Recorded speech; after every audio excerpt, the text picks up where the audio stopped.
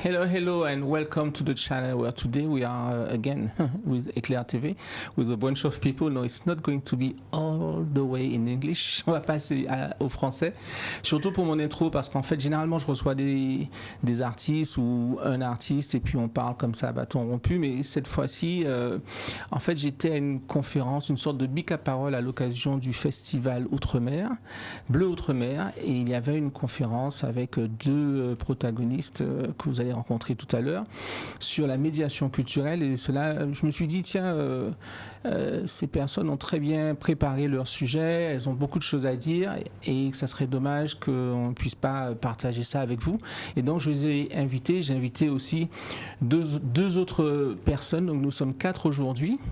Et en regardant tout ça, je suis tombé un peu sur une œuvre sur laquelle j'étais déjà tombé il y a très très longtemps, qui reste avec moi et qui est une œuvre étrangement on ne sait pas si c'est du Moyen-Âge ou de la Renaissance. Certains disent de la Renaissance italienne, du début de la Renaissance italienne. Moi, je trouve que c'est plutôt moyenâgeux. C'est une œuvre de Fra Angelico. Je ne sais pas si on l'aura à l'écran, qui s'appelle l'Annonciation. Alors, la spécificité de cette œuvre, c'est qu'elle est faite par Fra Angelico, qui est un frère, et donc qui vit dans ce monastère. Et cette œuvre est connue de par le monde, hyper connue, même presque comme la Joconde, mais il n'a jamais quitté en fait ce monastère qui est loin quelque part. Et dans une certaine mesure, elle concurrence la Joconde, puisque la Joconde au moins est à Paris, dans une capitale, et cette œuvre en fait elle est connue et peut-être plus discourue que la Joconde vraiment. Et je voulais partager avec vous notamment ce que Georges Didier Obermann dit, pas seulement de l'œuvre, mais dans son ouvrage Devant l'image. Il dit que le livre questionne nos certitudes devant l'image. Comment regardons-nous ? Pas seulement avec les yeux, pas seulement avec notre regard, voir rime avec savoir, ce qui nous suggère que l'œil sauvage n'existe pas et que nous embrassons aussi les images avec des mots, avec des procédures de connaissance, avec des catégories de pensée.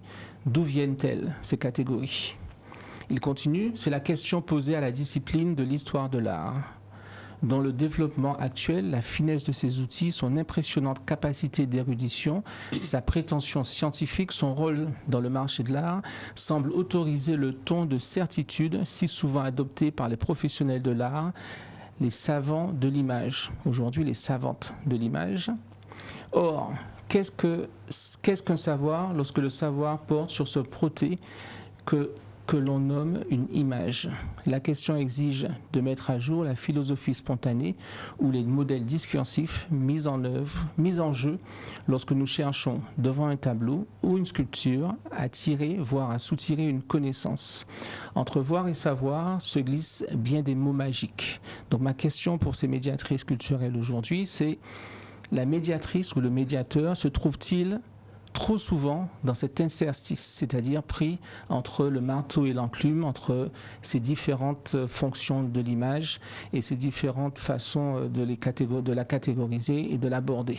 Nous avons aujourd'hui avec nous Sylvia Adélaïde, qu'on connaît de plus en plus et depuis très peu, en fait, comme DIRCAP de la ville de Pointe-à-Pitre, qui est aussi la fondatrice de Plus belle Larry, qui est une artiste d'abord, et une fois qu'on est artiste, on l'est toujours.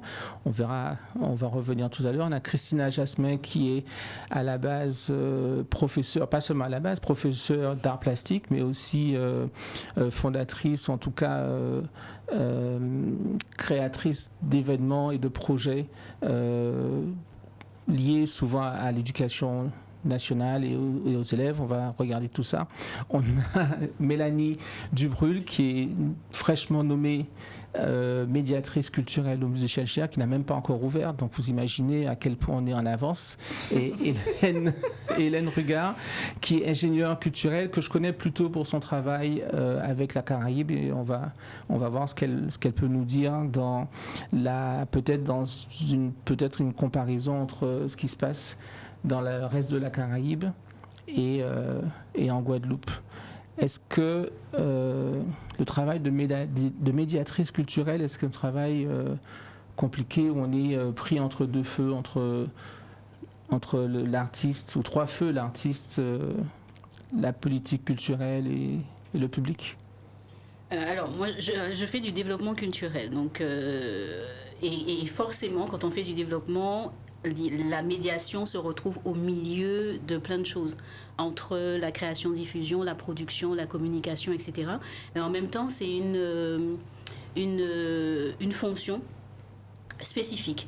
Alors, est-ce qu'elle est entre le marteau et l'enclume? Moi, je dirais pas, mais par contre, elle est à l'intersection de plein de choses, et sa nature même, la nature même de la médiation, c'est justement de créer du lien entre l'œuvre et le public, et par diverses façons, de créer un chemin qui va amener plein de choses, qui va nourrir l'émergence qui va nourrir des objectifs personnels, et qui peut aussi nourrir des objectifs collectifs. C'est-à-dire, les objectifs personnels, ça peut être des objectifs d'estime de soi, de construction de la personne, etc., face à une œuvre, face aux œuvres. Tu parles pour le public. Avec les œuvres pour les publics. Et il peut y avoir aussi dans la médiation culturelle une fonction, des objectifs qui sont plus collectifs, qui vont se rapporter à des actions plus collectives. Mélanie, vu la responsabilité qu'on sent déjà peser sur le médiateur, je disais un peu plus tôt qu'en plus, moi je la trouve un peu cousine de beaucoup de choses. Et est-ce que je la trouve cousine de la communication, du marketing, de la politique culturelle, de la manipulation aussi peut-être, etc. Est-ce qu'il faut avoir un diplôme d'histoire de l'art pour bien communiquer sur les œuvres? Et est-ce que le médiateur, au bout du compte, est voué à être à jamais le pion des hauts placés? Ou est-ce qu'il peut influer sur la vie? Alors, très bonne question. Je pense qu'effectivement, lorsqu'on a, en tout cas quand on travaille dans un musée, qu'on est dans un service de médiation, on a des expositions, des œuvres, et pour créer des ateliers, créer des visites guidées, on met en place une certaine méthode. En fait, on met des objectifs en fonction du public. Donc, par exemple, si c'est un public scolaire, on essaye de s'aligner au niveau du programme. Donc, on est en lien avec le personnel de l'enseignement, et donc, effectivement, on essaye d'atteindre des objectifs, de transmettre des notions aux enfants en fonction de leur âge, de leur niveau, etc. Après, est-ce qu'il faut avoir une licence d'histoire de l'art pour être un bon médiateur? Pas forcément. Je pense qu'il y a une grosse différence entre la théorie et la pratique. Parce que moi, j'ai un master en médiation culturelle, mais c'est là maintenant, aujourd'hui, que je travaille en tant que médiatrice, que je découvre vraiment le métier, en fait. Même si on n'a pas encore ouvert, et que pour l'instant on est vraiment on est en train de planifier les choses, c'est-à-dire que ce qu'on étudie à l'université, oui, ça sert, c'est une base, mais il faut être sur le terrain, et c'est en étant sur le terrain qu'on se rend compte vraiment des choses. Et le musée n'a pas encore ouvert? Non, pas encore. Donc en fait, pour l'instant, tu fais des plans et tu verras si ça marche. Voilà, pour l'instant, on fait des plans. On essaye de répondre aux différentes demandes, parce qu'on est déjà en contact avec beaucoup d'associations. Est-ce qu'on peut aller plus dans les détails sur certaines opérations, ou est-ce que c'est encore secret? Il n'y a pas vraiment de secret. Après, comme vous le savez, on est sur un musée qui a pour thématique... la principale thématique, on va revenir sur le sujet d'ailleurs tout à l'heure. D'accord. mais cette médiation entre ce qu'on apprend théoriquement et ce qu'on doit faire sur le terrain, peut-être Sylvie peut nous en parler, parce que du terrain, du coup, tu en as fait quoi, avec Plus belle Larry. On va regarder quelques photos, mais tu peux déjà nous dire comment ça a commencé, Plus belle Larry? Mais en fait, ou déjà ce que c'est. Alors, pour ceux qui ne connaissent pas, donc Plus belle Larry, c'est une opération, on va dire, citoyenne, participative. C'est un groupe d'usagers, de personnes qui habitaient le quartier, qui s'est regroupé autour de l'atelier Odyssée, donc, qui est une association à but c'est ta galerie aussi. Pardon? C'est ta galerie. Oui, en fait, c'est la galerie que tu as fondée avec... Myriam Oka-Célestine. On était deux plasticiennes au départ de l'aventure. Et bien sûr, c'est une galerie qui a rassemblé beaucoup d'artistes. Donc, avec ses habitants qui n'étaient pas contents du cadre de vie, Là, on voit quelques photos. de l'évolution. Ben là, ils sont contents, là, du coup. Là, ils sont contents, oui. Donc voilà, tout ce monde-là s'est réuni. Avec les artistes, je précise, hein, parce que c'est très très important. Et puis on a commencé à repeindre les maisons, à faire des fresques. On repeignait tout à l'époque, hein, même les poubelles, enfin voilà, tout ce qui est... Il y a un volet aussi rénovation. Oui. Et donc, comment est-ce que ça se passe concrètement? C'est-à-dire que vous localisez un bien, vous demandez au propriétaire, s'il n'y en a pas, vous prenez vous prenez l'initiative. Qu'est-ce qui se passe? En fait, au départ, on a repeint nos maisons. Donc c'était facile, on avait les autorisations, puisque c'était nous-mêmes. Et donc vous étiez une série de propriétaires, en fait, dans un sens. Oui, voilà, on habitait tous le quartier, on s'est rendu compte que bon, l'ambiance ne nous plaisait pas, les maisons tombaient en décrépitude, il y avait beaucoup d'incendies, l'ambiance même était très tendue, hein, il y avait une ambiance vraiment pas très sympathique. Et on avait tous envie de retrouver le bon vivre ensemble qu'on avait à l'époque. Quand on était jeunes, on a vécu là, les maisons étaient ouvertes, on se connaissait tous, etc. Et on avait tous un peu cette nostalgie. Et on s'est demandé comment faire en intervenant peut-être sur des petites actions, comment intervenir sur notre cadre de vie tout simplement. Et on a eu l'idée donc de commencer à repeindre nos maisons. Et donc de la peinture en bâtiment, c'est devenu de la peinture artistique. Voilà. Et comment les artistes sont rentrés? Ah mais puisque tu avais l'atelier Oui, Odyssée. à l'époque, il y avait Jérôme Jean-Charles avec nous. Il était déjà avec vous, avec ouais, Odyssée? Il était déjà avec dans nous. Certains ateliers? Tout à fait. Odyssée, on a commencé, donc c'était 2006, et on a fait beaucoup d'expositions collectifs. On a lancé, il n'y avait pas grand-chose à l'époque. Et donc on avait tous ces artistes qui continuaient à graviter autour de la galerie. Et donc voilà, dont Jérôme, qui a marqué quand même les démarches de Plus belle la vie, parce qu'il a pu intervenir avec ces fameuses sculptures urbaines, avec ces personnages avec la tête dans le mur. Enfin, donc le petit garçon a la tête dans le mur, on a l'image ici. Et donc voilà. Et en ce qui concerne les maisons, oui, donc on a eu les premières maisons sur lesquelles on a pu intervenir, donc c'était simple, c'était nos maisons comme je disais. Et au fur et à mesure, les portes se sont ouvertes. On s'est rendu compte qu'il y a même des maisons qu'on pensait inhabitées qui étaient habitées. Et les personnes sont venues au départ un petit peu méfiantes. On dit mais c'est qui ces gens qui repeignent gratuitement les maisons et tout.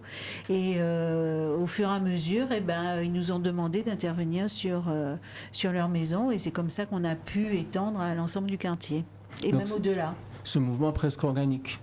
Oui, bien sûr. Est-ce qu'on peut dire que ce mouvement a participé à ta notoriété et aussi à ton évolution politique? Je pense que tout est lié, puisque moi franchement j'ai l'impression et je pense fermement que je continue ce que j'ai commencé à faire dans la rue. C'est-à-dire que les objectifs sont un peu les mêmes. Hein. C'est de créer une synergie entre différents partenaires. Donc que ça soit institutionnel, que ça soit associatif ou tout simplement simple usager, simple citoyen, pour créer un mouvement qui aille dans une même direction, qu'on ait des objectifs partagés. Là, l'objectif est simple, c'est remettre la ville en état et lui redonner du sens, qu'on ait plaisir à vivre à Pointe-à-Pitre, à évoluer, à y faire ses activités, à y grandir, à se développer même personnellement. Donc c'est un peu l'objectif. Et quelles sont les limites du coup de l'art dans cet objectif? Je veux dire, est-ce qu'à un moment ça dépasse l'art, ou est-ce qu'à un moment l'art doit s'émanciper de... Parce que dans ton slogan, l'art au service du cadre de vie, bon, moi personnellement en tant qu'artiste, un peu rebelle, tu sais, l'artiste est forcément rebelle, donc on veut être au service de personne. Oui, je comprends. Et donc, jusqu'où on peut aller alors dans cette affaire? Mais après, le cadre, c'est l'art qui le donne, enfin, ou les artistes, parce que moi, je vois aucune limite. Là, on voit bien la place que l'art a pris dans Pointe-à-Pitre. Moi, j'étais récemment à New York et j'ai cherché des spots street art. Donc j'étais un ou deux spots, mais j'ai dit, mais on n'a rien à envier. Il y avait 2 murs. Voilà, en Guadeloupe, notamment à Pointe-à-Pitre, on commence à avoir des circuits. On se perd dans toutes ces créations. C'est magnifique. Et là, je dois dire que on n'en est qu'au balbutiement. Mais est-ce que c'est pas un peu les fleurs du mal? C'est-à-dire que moi, je suis allé à Fort-de-France et je me suis posé la question, je me suis dit, tiens, mais où sont les street artistes de Fort-de-France? Et je ne sais pas si Pointe-à-Pitre est en avance culturellement sur Fort-de-France, ou c'est Fort-de-France qui est en avance d'un point de vue urbain sur Pointe-à-Pitre. Parce qu'en même temps, on peint les endroits inhabités, quoi. Tu vois ce que je veux dire? Je vois complètement. Mais en fait, une ville est un espace qui est en perpétuelle évolution. C'est ça qu'il faut se dire. Pointe-à-Pitre, aujourd'hui, a déjà un intérêt pour ses habitants, pour ses visiteurs et pour les gens qui veulent y revenir. Et l'art est une des composantes qui est très importante sur Pointe-à-Pitre. Mais on le constate. Il n'y a pas. Pourquoi les artistes viennent à Pointe-à-Pitre? Pourquoi il n'y a pas que les artistes d'ailleurs, hein, que ce soit les porteurs de projets dans le milieu culturel ou économique ou restauration. Tout le monde veut venir à Pointe-à-Pitre. Donc il y avait quelque chose pourtant. Pointe-à-Pitre est dans un état quand même qui aurait pu être mais n'empêche que c'est une ville qui donne l'impression que tout est possible. Le musée Schellcher, le musée Saint-Jean-Père, a réouvert. Je l'ai vu ouvert hier. Non, mais je pense que ce soit une bonne information. Ah bon? Mais on s'organise. Je suis passé devant, il était ouvert. Eh ben, c'est peut-être parce qu'il y a des petites actions. Est-ce qu'il va ouvrir bientôt? Oui, bientôt. On travaille pour. Dans quelques mois, dans quelques années. Dans quelques mois. Dans quelques mois. Donc on va retrouver le musée Saint-Jean-Père, on va retrouver le musée Schellcher. Alors. Parce que ces derniers temps, quand on regarde les 5 dernières années, beaucoup de choses ont fermé parce qu'on a perdu le MACT dans une histoire de taxi, on a perdu le musée Schellcher, le musée Saint-Jean-Père. Saint-Claude, le Fonds d'art contemporain n'est pas tellement ouvert non plus. Nous, on avait des galeries qu'on a fermées. Lily Galerie, je pense à Saint-François, a fait plus tellement d'expositions collectives. Thierry Petit-Lebrun aussi a fermé. On a perdu beaucoup de possibilités d'exposition. Quel impact ça a sur... ça forcément, parce que nous, dans notre petite réunion d'aujourd'hui sur la médiation culturelle, parce que la médiation culturelle, du coup, elle en prend un coup, elle ne peut pas se faire, et ça crée une pauvreté intellectuelle et culturelle pour tout le monde, quoi. Oui, on est d'accord. Et moi, tout ce que je peux dire, c'est on ne va pas laisser toute l'émission sur toi, mais tant qu'on y est, du coup, parce que en fait, ce vide un peu a un peu donné lieu au Centre des Arts, à ce qui se passe au Centre des Arts. Tu ne veux pas y rester trop longtemps, mais... Non, juste pour répondre à ta question, en fait, l'idée, c'est pas de réouvrir un musée et puis qu'il soit de nouveau fermé dans 2 mois.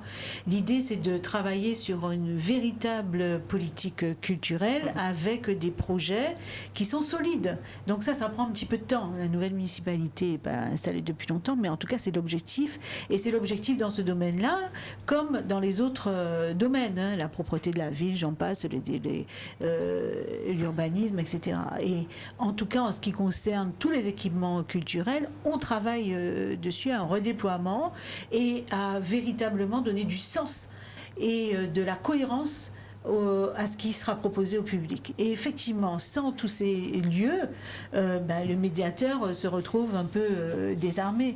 Oui, mais tu dis un peu ce que je viens de dire, mais tu n'as pas vraiment... Non, mais en ce qui concerne le Centre des Arts... Non, pas le Centre des Arts, mais ce vide-là, du coup, comment il peut être rattrapé?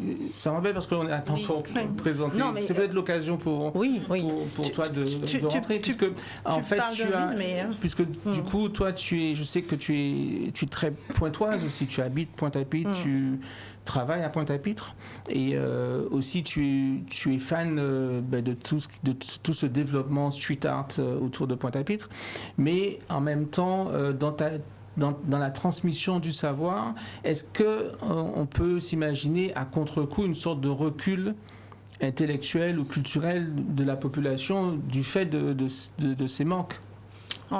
on pourrait le dire de manière brutale, hein, que le fait que les lieux de culture ne sont pas ouverts et du coup pas incarnés ni par un médiateur culturel ou ni par une politique culturelle en fait, hein, qui n'est pas encore La visible. politique culturelle, c'est différent. La politique culturelle, c'est l'intention du politique. J'ai pas envie de rentrer dans ça parce que c'est un autre débat. Tu vois ce que je veux dire? Je vois ce que tu dis. Il peut ouvrir et ce qu'il y met ou la façon dont il le fait va faire que finalement on va se retrouver en retour dans le monde sans lumière, quoi. Donc c'est pas vraiment ça. La question, c'est vraiment le manque culturel. Le manque culturel et comment est-ce que ça peut impacter et comment ça va. Est-ce que toi, c'est quelque chose qui t'importe? Enfin, parce que je vais quand même revenir sur ce que je te disais parce que je ne pense pas que ça soit un contresens. Je pense que le fait d'avoir en fait ce regard-là de visiteurs, de professeurs ou d'amoureux d'art fait que finalement on se rend compte que le vide qui est laissé, il n'est pas laissé à perpétuité. On le voit, hein, les artistes, on parlait du street art tout à l'heure et de l'imprégnation forte qu'a la ville par rapport au street art. Si aujourd'hui il y a des Pac-Man qui organisent de manière récurrente des différents événements, ça peut être le World Art Festival, Just Graffiti, ce sont des choses qui finalement ont pour vocation de combler ce vide. Et nous, en tant qu'enseignants, quand on voit que le vide existe autour de nous, soit on va sur les lieux où il y a encore une âme qui brûle, ou on fait venir à nous les artistes. Et c'est cet entre-deux qu'on a trouvé, hein, parce que je suis professeur d'art plastique, mais je suis aussi par force. En fait, tu es porteuse de projets, de deux projets en particulier, ou de un dans l'autre, qui est la semaine de l'art et le container art. Voilà, c'est ça. Est-ce que tu peux nous l'expliquer assez rapidement, mais un peu quand même assez clairement pour qu'on comprenne? Oui. En fait, c'est un projet qui associe à la fois la médiation culturelle, pour le coup, et l'ingénierie de projet. Le projet Container Art Guadeloupe, il a 3 temps importants. Le premier étant Semaine de l'art avec un S, parce qu'il y a plusieurs modules qui sont inscrits. L'idée, c'est de faire venir dans les lieux de scolarité des élèves des acteurs, des artistes, des intervenants culturels. De façon plus simple, dans les lieux de scolarité, tu veux dire à l'école? À l'école, oui. À l'école. Oui. J'ai dit effectivement, j'ai dit lieu de scolarité parce que à l'école. Quand on dit école, on pense aux primaires. Non, à l'école, dans le lycée, etc. Dans le collège, peu importe, dans l'école. Et l'idée, c'est que ces acteurs, ces intervenants culturels et ces artistes viennent sur les lieux de scolarité des élèves. Et des formations professionnelles. Mais toi, tu dis plein de mots très compliqués. Non, mais j'essaie. Non, mais je fais des mots compliqués quand je suis obligé. Mais là, en fait, finalement, qu'est-ce qui se passe dans ton projet? Tu as une sorte de container qui est agencé d'une certaine façon, que vous déposez dans la cour de l'école. Alors ça, c'est le deuxième temps. Là, on est sur la première phase. Dans la première phase, ce sont les artistes qui viennent animer des ateliers avec les élèves. Avec l'idée qu'on ne soit pas que dans l'événementiel, qu'on soit dans une inscription en fait, de ces ateliers. Faut être honnête, autant les espaces de culture sont vides ou inactifs à Pointe-à-Pitre, autant les établissements scolaires aussi se vident. L'idée, c'est d'avoir aussi l'utilisation des locaux pour pouvoir pérenniser des ateliers au sein des établissements scolaires. Ce qui est intéressant, c'est que pour le coup, on dépasse le simple contact. Je vais visiter une exposition, je rencontre l'artiste, je vois ce qu'il fait, j'écoute ce qu'il me dit. Là, on est dans l'in vivo. L'élève, il fait avec l'artiste, il apprend avec lui, et on est dans une logique de transmission des savoir-faire. Donc comme les ateliers se pérennisent, et puis il y a la grosse période événementielle qui fait que de nouveaux élèves viennent aussi se joindre au groupe qui était déjà constitué, ça nous permet d'avoir une transmission entre pairs. Donc là, les élèves qui avaient... d'élève à élève, c'est ça qui est intéressant, puisque je vais vous donner un exemple. On a fait avec Féline Lucol un atelier de peinture murale. Oui, on a des images ici. On a une fresque un peu orange, c'est ça, qui est très jolie, notamment, pas seulement. Donc là, c'est intéressant parce qu'on était sur le temps long, avec plusieurs semaines de mise en œuvre. Donc les deux fresques ici, c'est avec Féléline Lucol. Voilà. Et ce qui est intéressant, c'est que ce sont des réalisations qui ont commencé en octobre de l'année dernière et qui se sont poursuivies dans d'autres orientations en avril. Et comme on a eu un petit noyau d'élèves... Qu'est-ce que ça veut dire dans d'autres orientations? Parce que finalement, on est vraiment du côté du working progress. Qu'est-ce que ça veut dire, tout ça? Ce que les élèves... C'est que vous avez fait la première fresque... Alors, la fresque n'était pas achevée. La fresque d'en haut, la fresque d'en bas? La première fresque, celle du haut, avec les formes géométriques et les jeux de couleurs, n'était pas achevée. La seconde aussi, ça a été fait de manière simultanée. Et ce qui est intéressant, c'est que ce que les élèves de la première session ont pu produire a été réinvesti par les autres. Donc ça s'est fait d'une année à l'autre, quoi. Ça s'est fait dans la même année, mais par des élèves, par des élèves différents, avec des élèves qui sont revenus et qui ont mis leur touche, avec des niveaux différents, ce qui est intéressant. Ce que peut faire un petit de 6e et un plus grand de 3e, avec des écarts parfois très grands entre les compétences techniques. C'est très intéressant parce que pour le coup... Et les connaissances aussi intellectuelles, etc. Voilà. Mais tout ça... Pardon. Non, là j'avais envie de réagir sur deux choses. Déjà, on parlait tout à l'heure de... Alors la médiation culturelle n'a pas forcément toujours besoin de structure. C'est-à-dire elle peut, selon moi, alors, sauf si on peut considérer que la ville c'est une structure. Mais si tu veux, je pense que il y a une médiation qui peut se faire dans les établissements, mais il y a une médiation qui peut se faire aussi hors les murs. Et que la situation et que la médiation, elle se définit par rapport à un contexte aussi. Elle n'est pas figée. Donc le fait que, par exemple, il n'y ait pas de structure à Pointe-à-Pitre, c'est un manque à gagner, mais en même temps, ça génère un certain type d'actions pour contrebalancer. Mais ces actions qui sont un peu des pansements, faut pas quand même, faut pas que le pansement devienne la norme. Oui, évidemment. Pour revenir, parce que pour moi, comme je disais, la médiation, moi c'est vraiment le truc qui m'a marqué, c'est que la médiation est vraiment cousine de trop de choses, la communication, le marketing, la manipulation, la propagande même, des fois. Et du coup, quand on est enseignante soi-même, c'est une question un petit peu difficile, mais quand on est enseignante soi-même au sein de l'éducation nationale et qu'il y a des projets comme ça, comme Container Art ou la Semaine de l'Art, qui sont des projets extra curriculum, je veux dire, c'est en dehors de votre fiche de poste, disons, et avec des budgets qui sont alloués, est-ce que ça serait pas plus logique que ces opérations soient accordées à des acteurs culturels hors l'éducation nationale? Pas seulement pour des raisons, je dirais, internes de conflit d'intérêts, mais pour des raisons de circulation de l'oxygène. C'est-à-dire que d'autres façons de penser puissent venir, d'autres façons de faire les choses puissent venir intégrer ce mouvement, parce qu'au bout du compte, l'éducation nationale, qu'elle le veuille ou non, va mener la politique du gouvernement qui, dans une certaine mesure, c'est toujours un peu proche de la propagande, un peu proche d'une façon de diriger les pensées à travers la culture. Ça dépend, Thierry. Ça serait laisser croire qu'en fait, non seulement l'enseignant n'a pas une sorte de liberté dans ses choix, et qu'il est que faire valoir. Tu disais tout à l'heure avec ironie que j'étais une fonctionnaire. Hors antenne.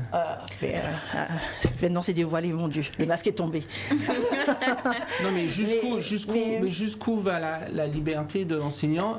Jusqu'où va la liberté du médiateur? La liberté de l'enseignant est aussi liée à l'identité de l'enseignant. Nous ne sommes pas que des faiseurs, producteurs de savoir qui est figé. Tu travailles pour quelqu'un. Je travaille pour quelqu'un, mais ça ne m'empêche pas d'être consciente pleinement que je suis dans un territoire qui a certes un bouillonnement culturel important, qui a une économie culturelle à penser, qui a des acteurs très différents, qui vont aussi bien de l'artisanat que des plasticiens dans des médiums traditionnels comme des médiums qui tendent vers les nouvelles technologies, et qui ont besoin, en fait, pour pouvoir s'inscrire aussi dans l'histoire d'un territoire, d'être en contact avec ceux qui vont plus tard être des futurs consommateurs d'art. Oui, mais ça, vous le faites de toute façon. Est-ce que quelqu'un dans sa position peut vraiment voir le monde comme quelqu'un dans ta position? Toi qui es en réalité ingénieur culturel indépendante, tu dois forcément faire des choses différentes pour manger, disons. On n'intervient pas, c'est-à-dire l'action est importante. Ce qu'elle fait, moi je ne pourrais pas le faire, et ce que je fais. D'ailleurs, c'est marrant parce que. Mais toi, tu pourrais mener un programme de. C'est marrant parce qu'on a été réunis justement dans le cadre de sessions de formation que j'ai organisées, que j'ai tenues à la demande du réseau Canopé pour justement des enseignants. Pour monter, les accompagner, pas les accompagner, c'était une session de formation pour monter un projet artistique en milieu scolaire. Parce qu'il existe un plan. On est censé arriver en 2022 à 100% d'éducation artistique et culturelle à l'école, et on en est très loin. Donc tout ça pour dire que pour qu'il y ait il y a deux choses importantes déjà. C'est que la médiation culturelle déjà, c'est vrai que elle est importante parce que tu parlais tout à l'heure de personnes qui ne vont pas forcément à des expositions, et par rapport au travail que vous avez fait, il y avait une véritable émulation. Sans ce travail-là, on n'a pas, dans 2, 3, 4, 5 ans, 10 ans, on n'a pas de personnes qui vont en salle. C'est-à-dire que ce travail-là de médiation prépare les futurs consommateurs. Non, mais ça, c'est son travail. C'est son travail d'enseignante en art plastique. Mais il y a un travail en plus, une chose qui est amenée en plus de l'enseignement. Oui, c'est la manière de monter l'opération, c'est la manière de penser l'opération, et c'est justement pour ça que l'initiative était bonne. Bon, je ne sais pas si elle va se poursuivre, mais que l'initiative était bonne, d'amener de la méthodologie, tu parlais de méthodologie au début, d'amener de la méthodologie, une certaine façon de procéder, une certaine façon de fixer ses objectifs, de définir ses objectifs par rapport au terrain. Oui, mais vous venez de vous noyer le poisson. Non, mais Mélanie, jusqu'où va la liberté de la médiatrice? Comment tu le sens dans tes fonctions actuelles? Très bien. Très bien. Très très bien. J'ai une photo pour toi. Est-ce que tu connais une fille qui s'appelle Jay Hassani? Jay Hassani? Oui. Non, ça me dit rien. Attends, je pense que je ne sais pas si l'opérateur est là ou s'il va nous montrer sa photo. C'est une fille qui est martiniquaise, qui a à peu près ton âge, je pense, et qui est le leader des jeunes qui ont déboulonné les statues de Schellcher. Oh là là. Tu veux vraiment aller sur ce sujet-là aujourd'hui? Pas vraiment, mais je suis obligée. Et donc, si tu veux, je trouve assez fascinant à quel point vous ressemblez, parce que physiquement même, vous ressemblez un peu. Et, elle a des locks, pas toi, mais enfin bon. Et à quel point vous êtes à des lieux de médiation opposés. C'est vrai. Qu'est-ce qu'il conviendrait de faire du musée Schellcher? J'ai 3 solutions pour toi. Ok. Est-ce qu'il faut changer le nom? Le nom a changé. Du musée?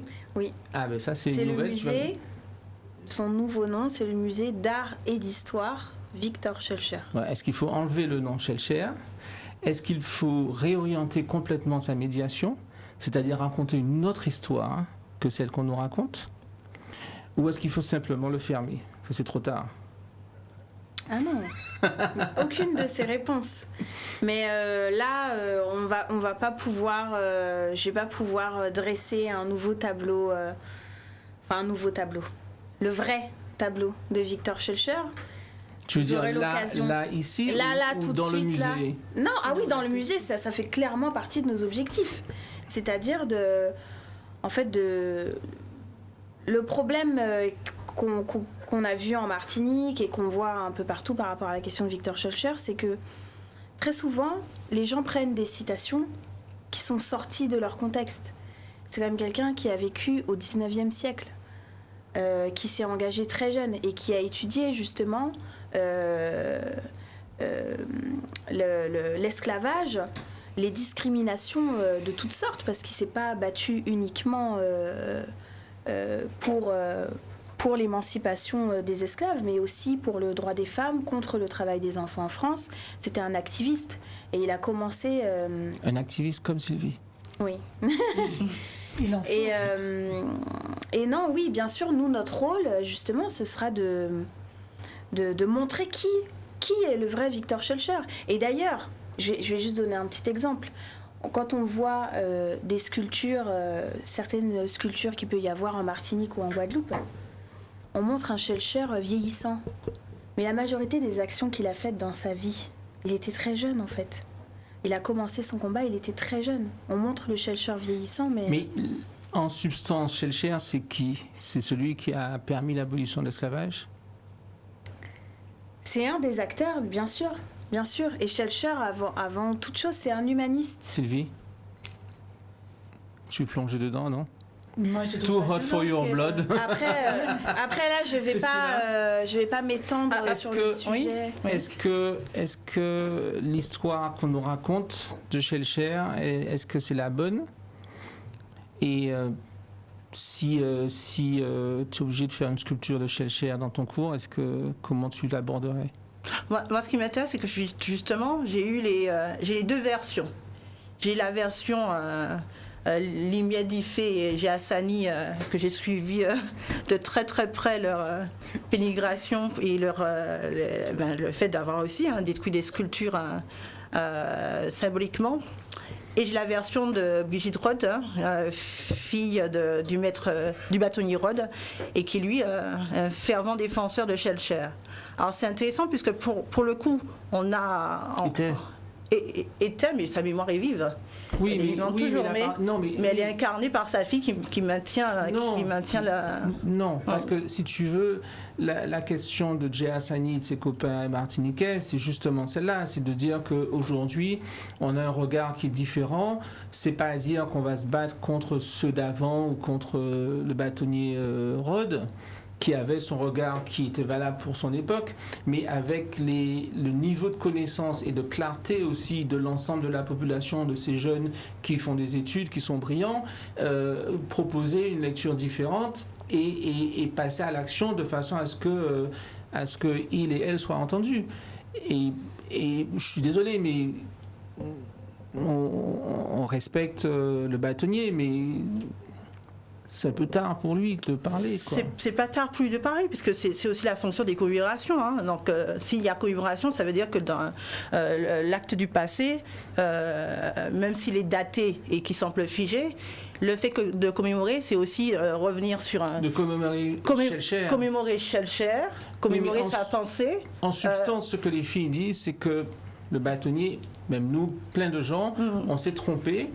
Ou on nous a... C'est pas du tout ce qu'elles disent. C'est pas ce qu'elles disent. Mais si. Elles on disent... nous a trompés parce qu'on n'était pas, le niveau de connaissance n'était pas... c'est pas ce qu'elles disent. Aussi loin. Ce qu'elle dit Géassani et Limia Diffé, c'est que au-delà du fait que on peut toujours trouver une version positive de tel ou tel acte, de tel ou tel personnage, mais symboliquement, il faut faire acte. C'est presque une performance artistique de décrire les sculptures. Et dans leur démarche, on est dans l'idée de dire, au-delà du personnage qui représentait, aujourd'hui, les figures qui doivent émerger, ce sont des figures identitaires qui nous représentent. Et c'est vraiment leur discours. Elles ne sont pas moins conscientes de l'acte de l'engagement de Schœlcher. Elles disent, je ne veux pas voir le nom de Schœlcher, je veux voir le nom de mes frères. On n'est pas dans une autre démarche. Quand on est dans un territoire où on a l'impression d'être encore en colonie, Et on le voit encore actuellement avec les décisions sanitaires qui semblaient nous être imposées. Et on le voit, le marquage fort qu'a la Martinique de maintenir une opposition forte. Cela participe d'une idée que l'histoire n'est pas qu'un acte qui nous fige dans un temps où nous sommes dépossédés de notre pensée. L'histoire, elle est vivante, et l'histoire vivante qui a besoin de s'inscrire, c'est celle de jeunes, d'étudiants, de gens qui viennent et qui reviennent. C'est celle de nos aïeux qui ont envie de se voir incarnés et qui ont envie de voir des figures qui font écho à ce qu'ils sont, à ce qu'ils pensent. Jazani a fait tout un périple en Afrique, aussi en lien avec son activité, puisqu'elle crée des bijoux en cori ou avec des perles. Et c'est intéressant de voir ces jeunes qui utilisent les réseaux sociaux avec brio, comment finalement cette pèlerination qu'elle a eue en terre d'Afrique lui permettait de renouer avec ses pensées identitaires fortes. Et en même temps, moi qui regarde à distance, ça me donnait aussi envie de me dire qu'il y a un parcours, il y a une inscription aussi à faire qui aille au-delà du simple fait de constater, de subir, mais aussi de faire acte. C'est pour revenir aux sculptures, c'est ça. Démolir une sculpture, casser une sculpture, c'est faire acte, c'est signer son identité. Oui, mais la médiation culturelle, du coup, ça montre bien qu'il y a une responsabilité, c'est-à-dire, mais la médiation culturelle, je pense qu'elle dépend de la personnalité. Et quand tu dis tous les enseignants ne feront pas forcément les mêmes, ne vont pas mener des actions de médiation de la même façon, tous les médiateurs culturels ne vont pas mener des actions de médiation de la même façon. Je pense que c'est une fonction qui a une dimension politique aussi, je pense, et que la notion justement de développement et de développement de la personne ou de développement de construction des groupes sociaux, etc., ça passe par la médiation. C'est-à-dire que la médiation nourrit ça. Et du coup, quelque part, on a une posture un peu... Enfin, c'est une fonction un peu... oui, qui a cette dimension politique. En tout cas, c'est un fil rouge. Alors, jusqu'où on peut aller? Mais parce que la question, oui, pour que moi, tu posais tout à l'heure, c'était jusqu'où on peut aller. Jusqu'où on peut aller, et aussi notamment dans cette conscience qu'on ne peut pas parler à notre place. Nous, peuple, ou en tout cas, ou artistes, et surtout les médiateurs culturels, dans le sens où c'est par vous que va passer la possibilité pour l'artiste d'avoir ses œuvres montrées, expliquées, explicitées. Et dans le cadre d'une action comme celle des gars de Martinique, où clairement il y a un refus d'accepter l'histoire telle qu'on nous la donne, telle qu'on nous l'impose, et aussi de la responsabilité du médiateur, pas seulement pour Shellshare, mais pour l'ensemble des pratiques artistiques et des possibilités de communication dans la transmission entre le savoir culturel et enfin entre la réalisation culturelle, la réalisation artistique et le public. Puisque autrement, il y a une sorte de prise en otage, ou en tout cas une sorte de manipulation du pouvoir dominant sur ce qui peut être dit, sur ce qui peut être montré. Mais le médiateur, voilà. La médiation, elle remet du sens. Elle peut remettre du sens. Elle remet du sens. Shellshare, pour toi, faut garder le nom ou pas du musée Shellshare? Je pense qu'au-delà du nom, c'est le projet. Non, mais ne me dis pas oui et non. Moi, le nom de musée Shellshare ne me dérange pas. D'accord. Le nom ne me dérange pas. C'est le projet, c'est-à-dire juste. Attendez. Le nom ne me dérange pas. Oui. Le musée Shellshare. Qu'est-ce que le musée Shellshare? Quel est le projet? C'est Victor Shellshare qui a assemblé une énorme collection tout au long de sa vie, et il en a fait cadeau à la Guadeloupe. C'est son musée. il a donné cette collection pour qu'on fasse un musée. Alors, ce sont ces collections qui sont dans le musée. Alors, pourquoi changer le nom du musée? La question, c'est qu'est-ce qu'on en Parce fait? que pour plein de raisons, pour les mêmes raisons que les jeunes de Martinique ont détruit les sculptures. La question, c'est qu'est-ce qu'on en fait? Parce qu'il y a un sentiment de manipulation de l'histoire et qu'il y a une sorte de manipulation un peu générale qui fait qu'un peuple se retrouve à honorer quelqu'un qui, au bout du compte, n'a pas peut-être sa place, la place qu'on lui donne, qu'il sait donner, qu'on veut lui donner dans l'histoire et dans la création de ce peuple. C'est la question qui est posée. Le rôle de la médiation, c'est pas forcément d'aller dans le sens de, c'est justement, c'est de créer justement une... Dans le sens de qui? Dans le sens de celui qui voudrait, justement, des autorités, etc. C'est-à-dire donc, que finalement, le médiateur travaille pour qui? Le nom a changé, en plus. Puis quand tu dis ça, mais il changeait un peu de façon timide un peu. Quand tu dis ça, tu nous donnes l'impression que quand alors je ne connais pas la nouvelle version du musée Schellcher, mais je connais l'ancienne. Il n'y a que moi qui la connais, si on se base sur les anciennes collections du musée Schellcher, ce n'est pas un musée à la gloire de Schellcher. C'est forcément un musée à la gloire de Schellcher. Non, mais pas du tout. Pas du tout. Ce qui est intéressant dans ton analyse, on devrait faire un musée Christina Jasmin. Un musée Christina, avec les œuvres que Christina Jasmin aime. C'est ça, le musée Schellcher. Ce sont les œuvres que Schellcher aimait. Dans l'idée de la manipulation dont la médiation peut faire un peu l'objet, j'ai mis une petite phrase, je mets des petites phrases sur Facebook de temps en temps, et une des phrases c'est le street art est-il une imposture culturelle? Est-ce qu'il y a une sorte de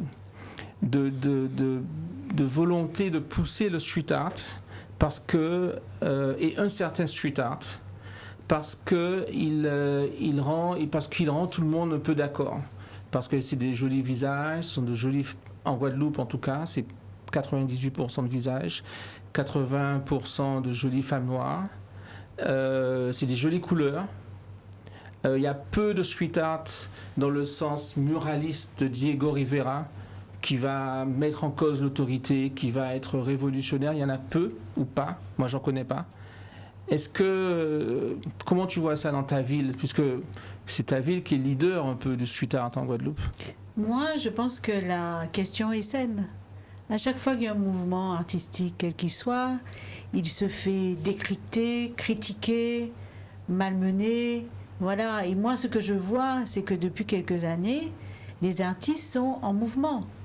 Et ça met également, ça ouvre des portes même, à notamment à la jeunesse qui a accès à autre chose qu'à juste, on va dire, le quotidien, parfois qui est très violent. Mais là, on ne peut pas être que action sociale, si tu veux. Mais on peut ne pas. Mais en tout cas, tu ne peux pas non plus nier le fait que c'est une réalité qui correspond à un besoin d'expression. C'est ça. Et je crois il faut distinguer aussi peut-être l'œuvre de l'artiste de ce qu'on en fait, parce que l'artiste lui peut faire une œuvre. C'est ça, qu'est-ce qu'on en fait? Oui, mais l'artiste il crée dans une dynamique qui lui est propre, avec des objectifs qui lui sont propres. Ce qu'on fait de l'artiste, on peut développer une action sociale autour d'une œuvre ou d'un groupe d'œuvres sans que l'artiste ait eu cette volonté. L'artiste peut être très très loin de ça. Par contre, il se trouve que son travail, par la thématique qu'elle aborde, par ses formats, etc. Mais la médiation culturelle, c'est celle qui va donner une sorte de crédit, si tu veux. Je ne parle pas de la médiation culturelle de Mélanie dans son musée, je ne parle pas de Sylvie quand elle est dans la rue, qu'elle montre un peu, peut-être un petit peu, mais pas tellement les artistes qu'elle présente au voisinage, etc. Quand je dis ça, bon, tu as quand même des artistes qui sont au-delà de juste les portraits, des gens comme Jérôme Jean-Charles, naturellement, ou même j'ai vu Chuck qui était parmi vous. Mais la médiation... Mais ce que je veux dire... C'est que des gens qui ont des choses à dire. Hein. Oui, mais ce que je veux dire, voilà, c'est ça. Mais la médiation, c'est pas la critique non plus. C'est-à-dire la médiation culturelle, c'est pas la critique d'art, quoi. Moi, ce que je vois, c'est que la médiation... c'est tout simplement des outils et l'apprentissage de langage qui permettent de se faire une opinion.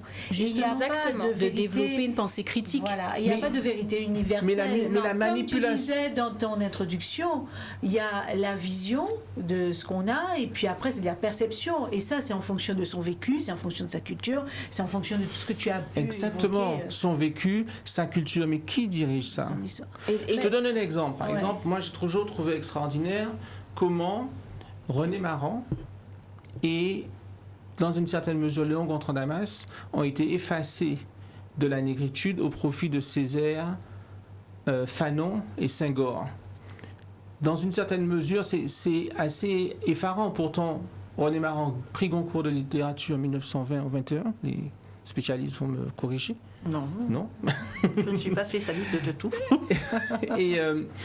Et pourtant, Césaire arrive 20, 25 ans, peut-être même 30 ans, je crois, plus tard, et c'est lui qui est parrainé de ce mouvement.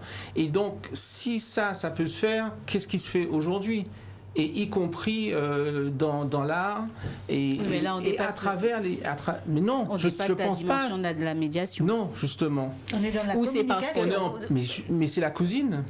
Oui. Euh, Sauf que la communication a C'est un peut-être outil une pour la intention particulière. Et la communication, tu peux la diriger. Effectivement, tu as plus une tentation, effectivement, d'incliner vers telle ou telle pensée. Ce que je ressens pas dans la médiation. non. Mais non, mais la médiation, elle vient dans une certaine mesure, par exemple, au musée Schellcher, parce que c'est une institution, bon, désolé, hein, mais comme tu vois, tu es l'institution de service, le médiateur vient, si tu veux, après le, comment ils appellent ça, le chef de projet. Tu vois, tu as des opérateurs, enfin des penseurs qui vont penser le musée, qui vont penser la stratégie, qui vont Bien penser le discours général du musée. Et le médiateur, lui, il vient transmettre ce qu'on lui demande de transmettre dans une certaine mesure. Enfin. Donc, quelle liberté il peut vraiment avoir? Et est-ce qu'au bout du compte, il ne fait pas le jeu de ça? Il faut baisser la clé. En ce qui nous concerne, il ne s'agit pas, contrairement à ce que tu penses, que du personnage de Victor Schœlcher, mais on a l'intention de proposer, d'explorer de nombreuses Désolé, il thématiques fait un peu froid. qui peuvent être reliées aux collections du musée. Donc on a également l'intention de faire des ateliers et des visites sur la question de l'esclavage, mais aussi sur la question des discriminations, sur des thématiques qui sont très actuelles dans notre société. Et bien sûr, toute la partie histoire de l'art. Parce que là, il ne s'agit pas que c'est pas un musée qui va traiter de l'esclavage et de la traite négrière. On a avant tout des collections. C'est un musée des beaux-arts, en fait. Et donc, on a l'intention de proposer à tous les publics la découverte de l'histoire de l'art à travers des collections issues de différentes zones géographiques du monde. Et aussi, on a aussi des pièces de Guadeloupe et de la Caraïbe. S'il y avait une critique qu'on pouvait faire, justement, du musée Schœlcher jadis, hein, je ne connais pas la nouvelle version, c'est que finalement, elle nous propose une histoire de l'art.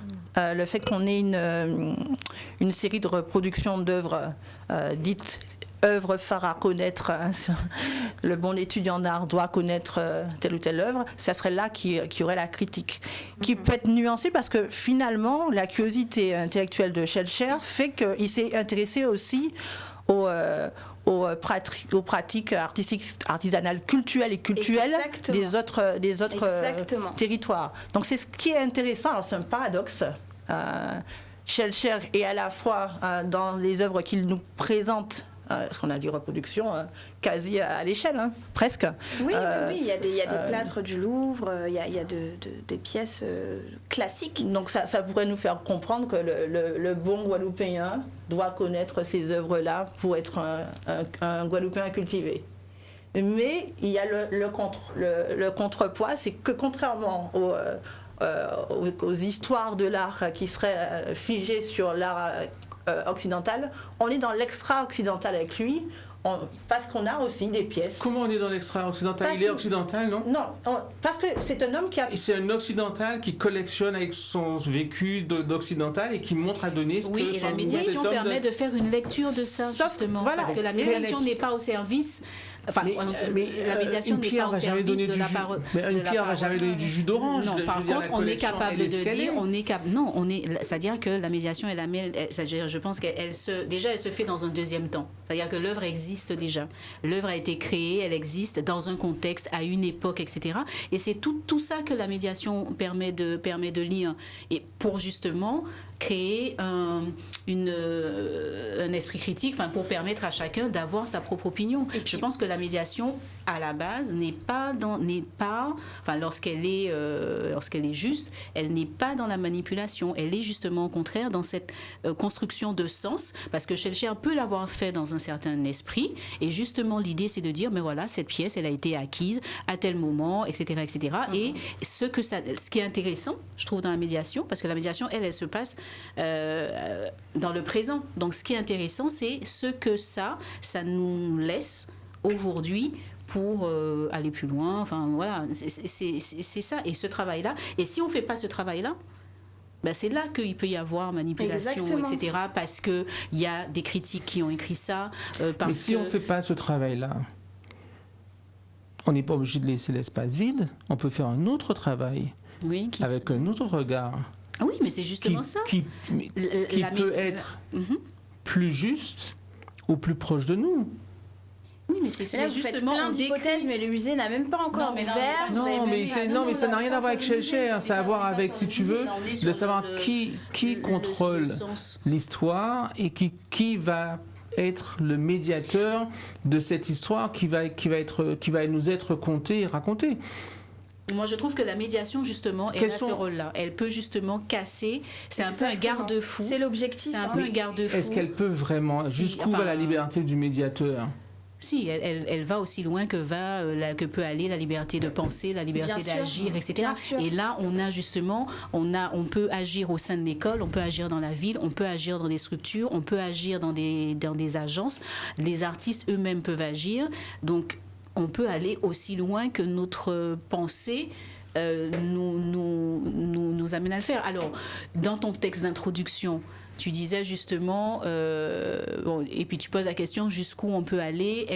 Tu as parlé de regard sauvage. Et puis le regard n'est jamais sauvage. Le regard n'est jamais sauvage. C'est exactement ça. Donc, il y a un regard un peu qui serait un peu savant, etc. Oui. Je pense que savant de l'image. La médiation, enfin, je ne sais pas pour vous, mais la médiation n'est pas, selon moi, elle est justement le contraire de ça. Il y a alors, je ne suis pas tout à fait d'accord avec le fait qu'il n'y a pas de regard sauvage. Enfin, moi, je n'aurais pas utilisé le terme sauvage, mais je pense qu'il y a un regard premier. Innocent. Oui, Bien sûr. qu'on retrouve justement à l'école, etc. Et que ce regard-là, il est précieux. Et on peut partir de là pour faire beaucoup de choses. Mais ça dépend de l'environnement du regard à mesure qu'il grandit. Mais justement, après, il y a un regard critique qui va arriver justement, qui est nourri par justement des savoirs et des connaissances théoriques, etc. Et je pense que des fois, ce regard critique-là, il peut être aussi... si tu veux, enfin, inquisiteur, ne pas laisser de place à la liberté et puis nous dire c'est comme ça qu'il faut penser, etc.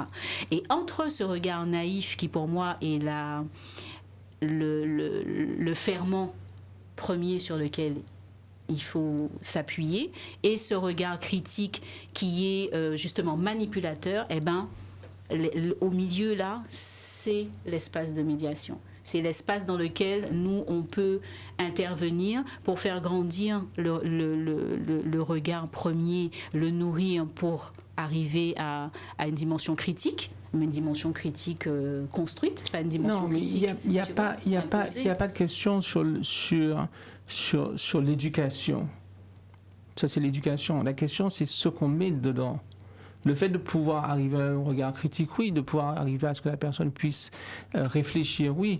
Mais avec quelle vision? Ben là, on revient à l'artiste, hein, Thierry, parce que Non, mais le même artiste placé ou pas placé ou déplacé n'aura pas le même impact. Oui, mais n'empêche que le travail de l'artiste... René Marant, par exemple. Oui, mais l'artiste, il a une... Oui, mais sauf que, voilà, ça a pris du temps peut-être, mais il y a un moment où les choses se entre-temps, les gens sont rétablissent. morts.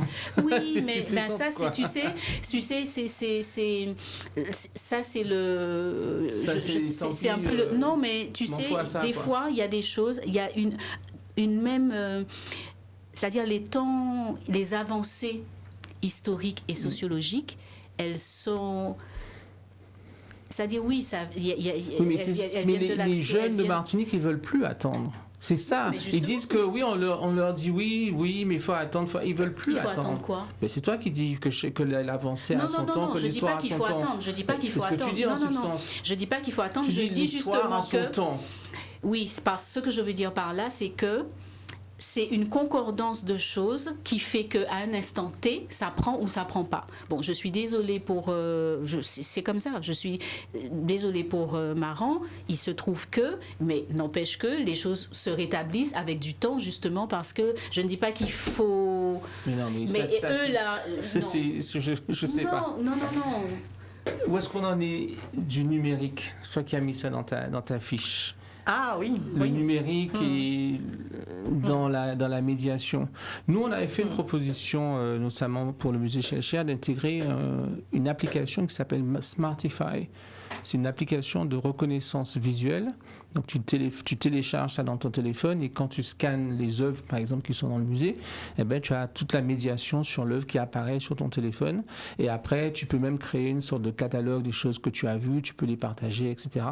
Mais on n'a pas vraiment eu de retour. Où est-ce que tu en es, toi, avec notamment tes projets, la semaine de l'art? Enfin, je sais pas, tu voulais commander, tu as vu ça passer ou tu voulais commenter ou je voulais juste... Non, j'ai pas vu ça passer du tout. Est-ce que où est-ce que vous en êtes, vous, des nouveaux médias ou de la technologie en termes eh bien, soit de communication ou de médiation en général? Il y a quelques médias au musée. Les réseaux sociaux vont pas tarder à arriver. Mais tu peux nous parler pour toi aussi en général, hein, je veux dire, est-ce que oui. tu as une réflexion en particulier? Il y a le dispositif Microfolie aussi qui sera mis en place, qui est déjà en place dans quelques lieux. Qu'est-ce que c'est? En Guadeloupe, en fait, c'est un dispositif de musée numérique. Ça permet aux visiteurs... Un dispositif, moi je comprends pas ce que ça veut dire. Un dispositif multimédia. Oui, mais je comprends toujours pas. C'est quoi? Je veux dire, comment ça se manifeste pour quelqu'un? Je veux dire, demain je sors de l'atelier. Le public a par exemple un écran. Il a accès à des collections. Mais où? Un écran où? Dans un lieu qui reçoit le dispositif Microfolie. Ça peut être un musée. Mais dans votre cas, ce sera dans le musée. Oui. Et donc vous aurez un écran. Je ne sais pas comment on va le mettre en place encore parce que pour l'instant on n'a même pas ouvert. Mais oui, l'objectif c'est de rendre accessibles des œuvres qui ne sont pas forcément sur le territoire. Alors, Microfolie Ciné Roulé, c'est rattaché à Ciné Roulé, fait partie des partenaires justement du conteneur de Guadeloupe. Et donc, pour le coup, on l'a expérimenté, ce qui est possible d'être très fait avec eux. La version dont elle parle, c'est une des versions, celle qui est grandiloquente et officielle de la Villette. Voilà, la Villette avait utilisé la structure gonflable de Ciné Roulé, qui est itinérante, pour pouvoir avoir un espace dans lequel on peut pénétrer, avec des sièges. On peut avoir en visionnage une immersion dans un musée, quel qu'il soit, dans les musées. Donc il proposait une immersion dans les jardins du Louvre, mais aussi dans les galeries de Versailles, etc. Et dans le lieu, tu es posé, tu as une tablette qui est immersive. Donc, et puis tu peux aussi avoir recours au casque de réalité virtuelle. Ce qui était intéressant dans la version, donc ça c'est un des possibles de Ciné Roulé de Jean-Marc Césaire. L'autre version, c'est celle qu'on a expérimentée au sein du Collège Sadi Carnot, donc via le projet Contenart. Donc ils sont venus avec une table, qui s'appelle une table Mashup. La table Mashup, on a pour possibilité d'avoir, donc on est vraiment du côté de la haute technologie pour le coup, avec des médiums qui peuvent paraître simples puisqu'il faut qu'il y ait un ordinateur. Donc on a une sorte de table lumineuse, d'accord, avec, je crois qu'il y a une des photos que je t'avais envoyées avec fini rouler. Et donc en fait, on voit les enfants notamment avec des tablettes. Je sais pas si. Alors c'est une autre version. Là, pour le coup, c'est vraiment dans l'ancrage du projet Container. Là, c'est autre chose. Là, c'est un des porteurs du projet du Container, qui est Ludovic Etena, donc qui est aussi intervenant, qui fait partie du monde du cinéma, qui a une formation dans le monde du cinéma et qui a fait un retour en Guadeloupe, justement parce qu'il faut qu'on revienne et qu'on diffuse nos savoirs. Là, ce sont des tablettes qui permettent aux élèves d'expérimenter la réalité augmentée. Mais pas juste l'expérimenter, je la vois et elle est en train de se faire. Je suis en train de créer moi-même les outils pour les faire. C'est ça la petite nuance c'est vers ce qu'on entend avec le Container et Semaine de l'art, c'est de ne pas être dans une utilisation qui est dite ludique de l'outil, mais d'être aussi dans toutes les étapes qui font l'émergence de l'image, de la manipulation. C'est combien d'élèves aujourd'hui? Par exemple, ce dispositif avec la tablette et la réalité augmentée, c'est combien d'élèves aujourd'hui? Alors là, on a ciblé sur... puisque sinon, qui ont participé. Qui ont participé à ce jour. Là, on est à 500 élèves. 500 élèves, ouais. Et ça va continuer sur un an, 2 ans Alors le but, c'est que ça se pérennise. Ça se pérennise. Que ça reste comme ça. Ça reste comme ça, et avec l'idée d'avoir non seulement des interventions qui permettent aux élèves d'être actifs, mais aussi des interventions dans le cadre de classes, par exemple, le professeur d'art plastique. Moi, il a des compétences numériques que je n'ai pas. Mais en le voyant faire avec les élèves, et en ayant aussi, c'est ça qui est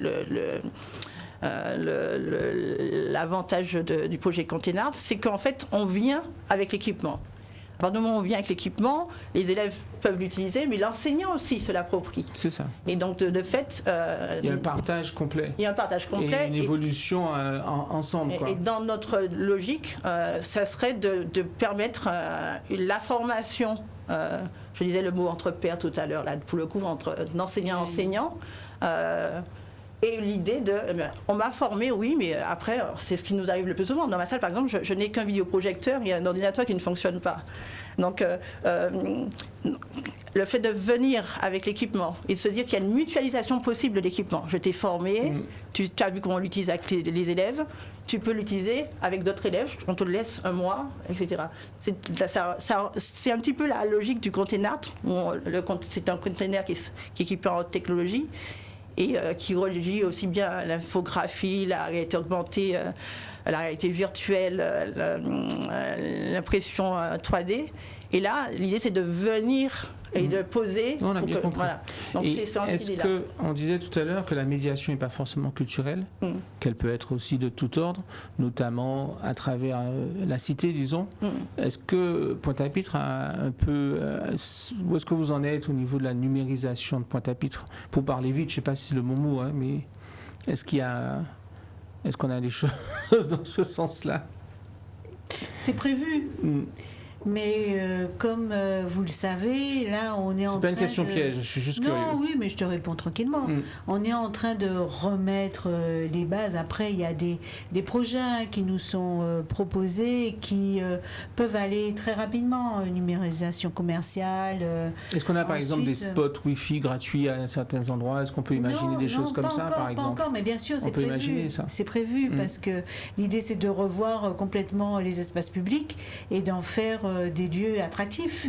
Et voilà, on sait très bien que le Wi-Fi ou des connexions gratuites sont un vecteur important d'intérêt. Donc voilà, tout ça, et on a conscience de toutes ces choses-là. Maintenant, voilà, il faut nous laisser le temps de mettre en place les choses. On n'est pas loin de la fin. Qu'est-ce qu'on peut dire? Qu'est-ce qu'on peut dire mot.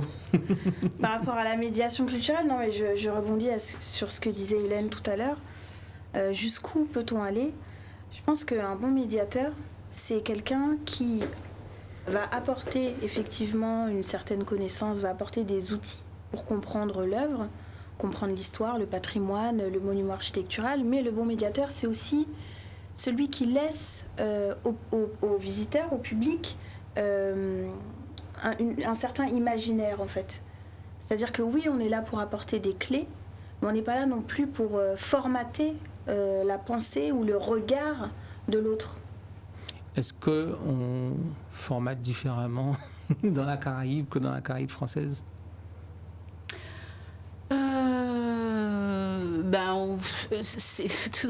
Moi, j'agis dans la Caraïbe comme j'agis ici. Et quand tu vois faire? Alors, quand je vois faire... Est-ce que il y a des choses qui t'ont marqué en particulier? Non, parce qu'on est, sur, je vais pas dire un rattrapage, mais c'est-à-dire que tout le monde se bat pour avoir des structures qui soient opérationnelles et permettre aux artistes de travailler. On est déjà à ce premier, c'est déjà le premier... c'est la base, quoi. C'est la base. Avoir des structures qui permettent aux artistes de fonctionner et et avoir les dispositifs qui vont avec. Et ça, je pense que c'est la base du métier. Et après, c'est ça qui permet tout le reste, quoi, que les artistes sortent, que les artistes s'exportent, etc. Mais ce que j'ai envie de dire là, c'est qu'il n'y a pas de médiation, c'est-à-dire que l'artiste, c'est quand même le point de départ. Les œuvres sont quand même le point de départ. Et ce qui est intéressant, c'est tout ce qu'on peut construire autour de ça. Et que souvent, en matière de développement culturel, parce que bon, moi, c'est mon métier, en matière de développement, tu le disais hors antenne, on oublie souvent cette dimension médiation. Mais derrière une œuvre, derrière un projet, eh bien, il y a tout ça. Il y a la réflexion, la pensée de l'artiste, et qui peut être... Donc, on peut avoir besoin d'amener des outils pour la comprendre. Et puis, il y a toute l'action sociale, citoyenne, économique... touristique, environnemental, vraiment tout ce qu'on veut, qu'on peut construire à partir d'un projet culturel, à partir d'une œuvre artistique. Est-ce que la médiation peut sortir de ta salle de classe? Mais elle ne fait que ça, sortir de ma salle de classe. Non, mais pas pour aller dans la cour, mais je veux dire... après, les enfants, ils grandissent. Et puis aussi, ils ont des parents. Est-ce que ça peut déborder à travers les réseaux, les réseaux sociaux, des groupes Instagram éventuellement, ce genre de choses? Ou comment tu vois ça? Ou est-ce que tu vas rester dans ta classe je ne reste pas dans ma classe toute ma vie. C'est peut-être aussi ce qui est intéressant, c'est que finalement, d'avoir eu la casquette du professeur d'art plastique et de l'avoir transcendée en étant aussi médiatrice culturelle et faisant de l'ingénierie de projet, d'avoir eu cette trilogie nécessaire pour même construire les projets et pour être à la fois dans le dedans et le dehors, ça m'oblige à me dire aussi qu'effectivement, au-delà du fonctionnariat que je suis censée exercer, il y a une part de mon identité, j'ai peut-être un petit côté Giassani aussi au fond de moi, qui fait que je ne pense pas ni le monde, ni l'enseignement, ni la culture, ni la médiation culturelle, au-delà du fait qu'il faut s'inscrire dans son territoire et aussi avoir une pensée politique pour le monde. Et cette pensée politique fait que je ne peux pas rester indifférente au fait qu'il manque des espaces de création pour les artistes, qu'il manque des espaces de monstration pour les artistes, qu'il manque des espaces de rencontre aussi. Et d'avoir cette conscience-là en étant à la fois dans le spectacle et dans le faire, cela fait que je ne peux pas être qu'une enseignante. Je ne me vois pas que comme une enseignante. Et c'est vrai que quand on devait mettre le titre tout à l'heure, qu'est-ce qui est plus important pour moi en ce moment? Est-ce que c'est d'être enseignante? Est-ce que c'est ce projet que je mène de manière totalement volontaire pour lequel je ne touche pas de salaire? Est-ce que c'est le fait d'être conscient de la réalité socio-économique de mes élèves? C'est un engagement. Voilà, c'est ça. Est-ce qu'on peut être engagé? Il y a des artistes engagés, toi tu es une médiatrice engagée. Oui. La médiation, c'est une action. Oui. Est-ce que Instagram, c'est important?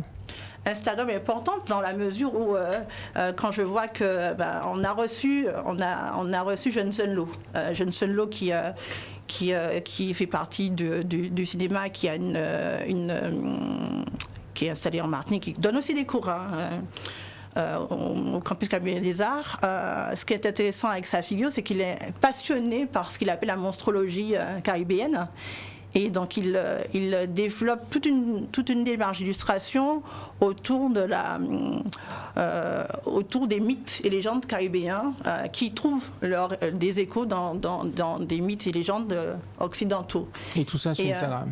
Et tout ça pour te dire que, en fait, la rencontre qu'il a avec les enfants, le premier réflexe des enfants, alors qu'on était en intervention à l'école primaire à Midi-Fangarol, c'était de lui demander comment le contacter.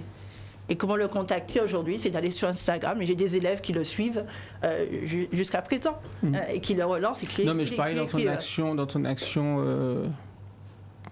Dans mon action, moi, dans mon rapport, moi, avec l'art et la médiation. L'art et la médiation, le recours que j'ai effectivement des réseaux sociaux fait que, pour le coup, mais même dans le simple fait d'être dans une communication, si je tombe sur WhatsApp, par exemple, le fait de se dire que on tient à informer les autres de ce qui se fait, ce qui se passe. On tient à informer les autres en publiant systématiquement les événements qui ont lieu, mais en mettant un mot aussi, une explication, en laissant trace c'est ce que je fais systématiquement, effectivement, en laissant trace des visites, des vernissages auxquels j'ai assisté, c'est aussi se connecter avec la continuité de ton action. Voilà, c'est ça. Est-ce que directrice de cabinet, c'est être médiateur en chef ou médiatrice en chef? En chef, je ne sais pas, mais c'est aussi faire de la médiation, bien sûr, tous les jours. On te laisse le dernier mot.